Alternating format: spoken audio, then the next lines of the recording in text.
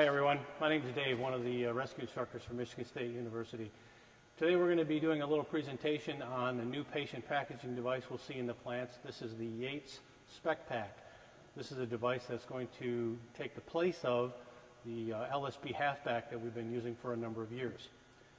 As we get started today, let's take a look at a couple of the features of the Spec Pack, and then we'll go over how to install it on our patients.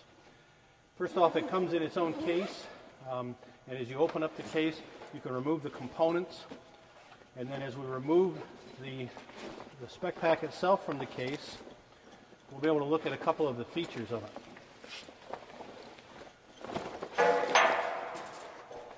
it.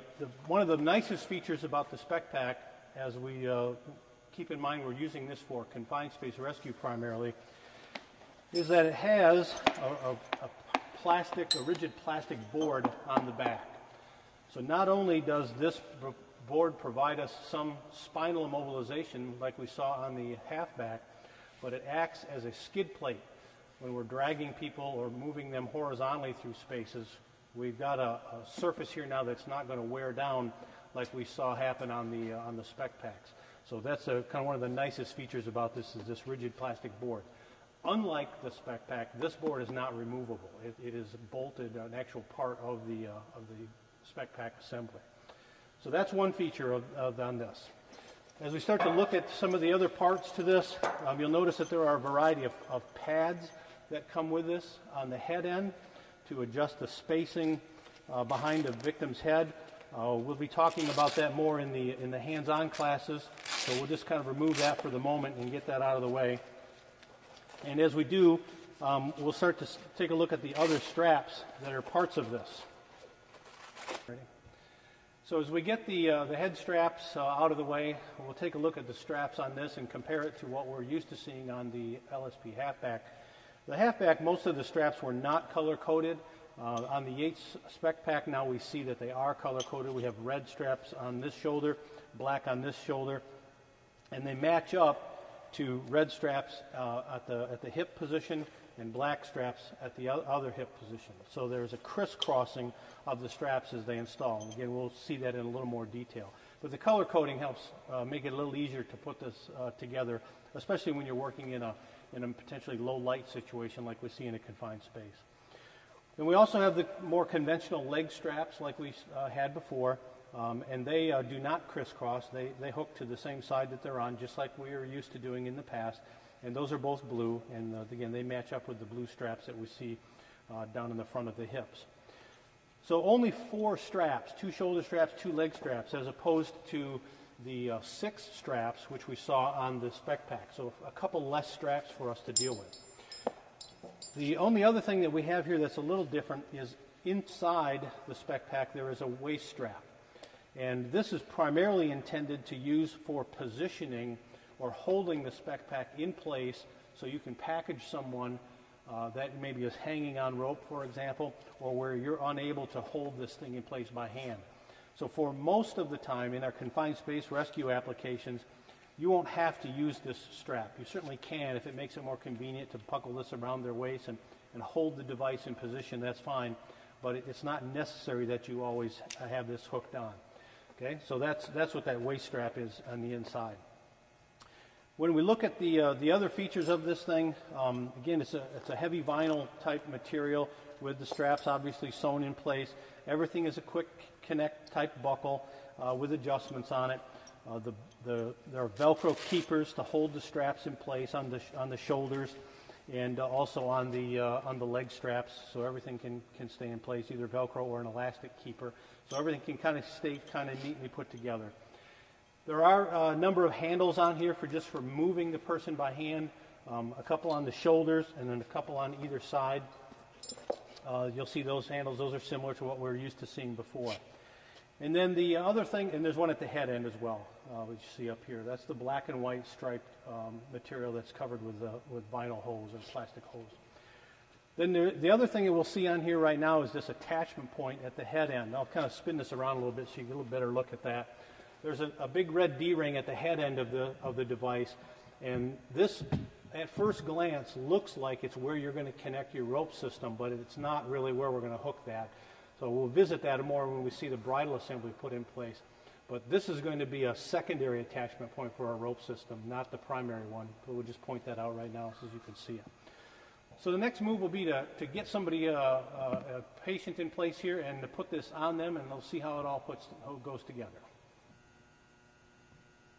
Okay, as we look at the demonstration on how to connect the Spec Pack to your patient, we've got Aaron already in place here on the device. So for the purposes of our little explanation today, you've already done the log rolling according to your medical protocols and got him in place, or maybe you've done a straddle lift and got him in place on the device. So that part's already taken place. We just want to focus on the connections of the straps and some of the features, again, of the Spec Pack. So let's pick up from there. The shoulder straps, again, are on either side. We mentioned earlier that those are color-coded, one on either side. If you want to use the waist strap, I guess we could start there. Remember, there is that red waist strap. And if you want to use that, you can buckle that up in here and just snug it up. Again, that's mostly just for positioning, just to hold the device in place on Aaron or on your patient, so it doesn't move up or down as you're doing your packaging. You can bring the shoulder straps over. We'll start here on the left. You can remove the little Velcro tab that comes across to the other side and matches up to the black Velcro, or excuse me, the black webbing on that side. And then we can take up the slack and just snug it up. Similarly, we can take the other shoulder strap, bring that across, and we can hook that up onto the red strap on the left side and snug that up. Now, one of the things you'll want to watch with your patients is this area right in here. We don't want to create a potential choke point should our patient slide down in the device. So be very careful of leaving enough space between their airway and where the pieces of webbing cross, and as necessary, you may need to move your patient up a little bit to make sure that you've got enough room in there. Then we look at the leg straps. Again, we've already got those passed underneath his legs. I can just pull the strap out and make sure you've got everything uncoiled. Bring that up, and I'm on the blind side here, but I'll hook to the blue buckle onto his left side, and similarly, I'll do that on the one that's the closest to you, to your view. I can hook the blue webbing, the blue buckle onto the blue webbing onto this side. There's padding on these, so again, you want to get that position in the right place, and you want to get this snugged up, because this is what's going to keep the person from sliding down in the Spec Pack. I don't have those pads that come underneath their arms like we're used to seeing on the LSP. I don't have that to help hold them up in place. Basically, I want to snug this stuff up so that I can get a little hand in there, a comfortably slide a hand in there, but I don't want it to inhibit his ability to breathe, of course, so I want to have enough slack in there for that. Leg straps snugged up, and again, make sure you get the padding all positioned in there so that it's most comfortable for your patient. We'll move on to the head end. If we're going to secure his head, typically we see our patients in confined spaces with a face piece. We're putting them on some kind of air supply, so that would already have been in place, of course, at this stage of the evolution. So we'll just put this on here just for the sake of our demonstration. And as we do this, this is where that padding would come into play. I can build up pads behind the patient's head as I need to, and this is also where I need to start strapping his head down. The other piece that might be missing, depending on the patient's condition, is the C-collar. If he has a C-spine, head, neck, back type injuries and he needs a C-collar, that would be in here too, but again, it encumbers our demonstration a little bit, so we're leaving that off. The reason we have the face piece on here is because typically the straps that come with the device are some kind of a Velcro type thing that are intended to go on a bare forehead and on a bare chin. And we have neither in this case because of the face piece. So you may find that the supplied straps, the devices that come with it, may or may not fit, particularly on their forehead where it tends to want to slip off. If you want to try to use these, that's great. It has a slit or a hole cut in the center of it that kind of fits onto the chin portion. If you can find something to catch on, that's great. And then you simply fold the sides up and capture again their chin to hold their head in place. But you can see it's very easy for this to slip off. Similarly, along the forehead side, if I try to put something up here and try to get that to stay on there, it's going to be very easy for this to slip off. So what you might think about doing, and what we're going to suggest that you consider, is instead of maybe relying on these, that you go with either a roll of tape, some medical tape, might even be a little bit of duct tape, or you use another wrap, some cling or an ace wrap type thing where I can just go all the way around this whole thing and secure his head a little better. Again, that only comes into play when we're talking about someone with a head, neck, or back injury where we're trying to take C-spine precautions. There's an attachment point above the patient's head. That was that red D-ring that we looked at earlier on. But the primary attachment point on the Spec Pack is going to be on these red D-rings here located on the victim's chest.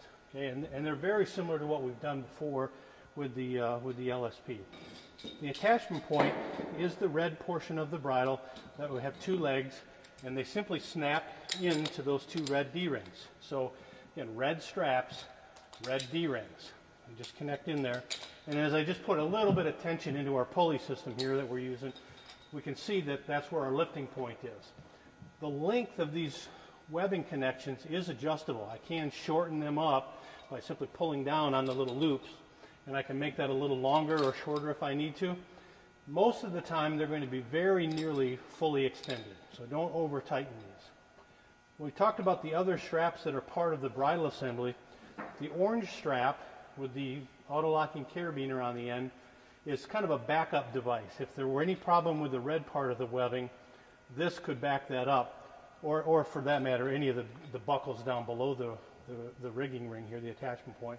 So this can connect up here as a backup to that ring that we talked about at the head. Also connecting to that same spot is the blue strap. And this again this also is adjustable. I can just simply pull on it to shorten it, or I can release the buckle and make it longer. And this is also going to connect up to that head end. And the job of the blue strap is going to be to adjust the angle that the patient hangs. Otherwise, we'd have no control over that. This allows us to bring the head up, so if we need to bring them up in a more vertical setting, we can do that. Or if we want to let them lay back a little more horizontal, we can do that as well. So that part will be untensioned initially, and then you'll adjust that once the patient gets hanging on rope. So we'll finish the packaging here by including the SCBA as we typically see in a confined space setting. We'll see how that attaches, and then we'll see what this looks like with a patient hanging in air. Okay, let's take a minute and review how we're going to incorporate the SCBA into the lifting operation. Very similar to what we've done in the past. Remember that these red D-rings here are our connection points, our main connecting point. So as we've done in the past, we can simply lay the SCBA cylinder on the patient's chest with the D-rings in the place where your arms normally go. Then if we go back to our bridle assembly, we can simply connect those red straps through the shoulder straps of your SCBA, one on either side, and then the bridle assembly will retain the SCBA from coming off the patient. It'll just ride up there with them. The one thing that'll be just a little bit different here from the LSP version is that it's going to be very important that you shorten the shoulder straps as much as possible. We want to keep this SCBA cylinder relatively high on our patient so that it doesn't slip away, because keep in mind, we've only got this much air hose to work with. We don't want to pull the face piece away from our patient, and if this were to slide down even just 6 or 8 inches, it potentially starts to pull their face piece off. So we need to keep the SCBA cylinder fairly high on our patient so as not to compromise the seal of their face piece. The last component of our rigging is the installation or the addition of our belay line, represented today by our yellow rope. And we have the ability now, because we have a master attachment point, if you will, here, to simply connect our belay line into this same ring. You can do it with a carabiner if you want to. You'll have to do it with a carabiner because, unlike the demonstration we have today, normally this is a butterfly knot. Remember, we have 2 rescuers already maybe in the hole, and we're adding a 3rd person to this retrieval line or our safety line, and so this will typically be a butterfly knot, and you won't be able to tie a follow through here. So carabiner will work for that. If we did have a failure of this ring or any part of this not so much of the ring rather, but of the main line. If we had a failure of the main line, we still have the redundancy here in this. If we have a problem with any part of our rigging down here, we still have our redundancy in the orange strap. So again, we've passed our critical point test, and we aren't going to lose our load if there is a failure. Okay, here we've got Aaron suspended now. We have our bridle system all hooked in place, and we'll just look at a couple of the adjustments in here. As we mentioned before, the red straps are the primary point of attachment. This is the part where our load is right now. We have the SCBA in place with the shoulder straps clipped across the, or through the red bridle clipped through the shoulder straps rather. We've got the shoulder straps on the SCBA shortened up to keep it up high, and Aaron can demonstrate how the regulator now will just nicely reach the face piece. But you'll notice, drop your right arm there, you'll notice that we don't have a lot of extra hose here. Okay, so we can't allow this thing to slip down very far because we just don't have the extra hose to work with. That may vary a little bit depending on which model of SCBA you're using, but that's something you need to keep your eye on. As we talked about, there's our belay line hanging there. Here's our head strap. The blue strap is the one that we said we use to adjust the patient's orientation, either from vertical to something more horizontal. So right now, the blue strap is completely slack. I have no tension on this, and Aaron is hanging in about a 45 or so, maybe a 50-degree angle. Not too bad, fairly comfortable, but if we were trying to get through a smaller opening or it wasn't comfortable for him, he needs to be upright a little more. It is a fairly simple matter for us just to simply shorten the blue strap by pulling on the tail here, and this will bring the head up, and we can position him even almost all the way completely vertical. We can ultimately could bring him all the way up here like this. Keep in mind, as we're looking at this, there's a face piece and a regulator here. We don't want to get that all entangled into the bridle assembly. In addition, he may have a helmet or something else going on up here. So if we have these shoulder straps or these red straps very, very short, that brings all of this up close and it doesn't give us as much room to work. So as I mentioned earlier, we're going to want to keep these red straps close to their full length. Here I've got maybe 6 inches or so of slack above the loop. But they're mostly full length right now, and that's typically where that's going to run. But feel free to make adjustments. Just be aware you have to have enough room to work in there. If you need to make some changes, a little tension on the blue strap will allow you to release the buckle and then allow you to pull slack out, and this guy can get back to a more horizontal position or a position of comfort, whatever you need to. Again, the orange strap then is our backup. So if we did lose some part of our bridle, the red straps, or any connection to the harness itself, this is our backup, our redundancy in that part of the system. Fold the shoulder straps in, waist strap, again, just like everything. Stretch those out. You can buckle it up to keep it from getting tangled. That all folds on the inside. And then leg straps can fold up. Here again, we have those elastic keepers that we want to deal with on this side. And so that can just be folded up and tucked into place.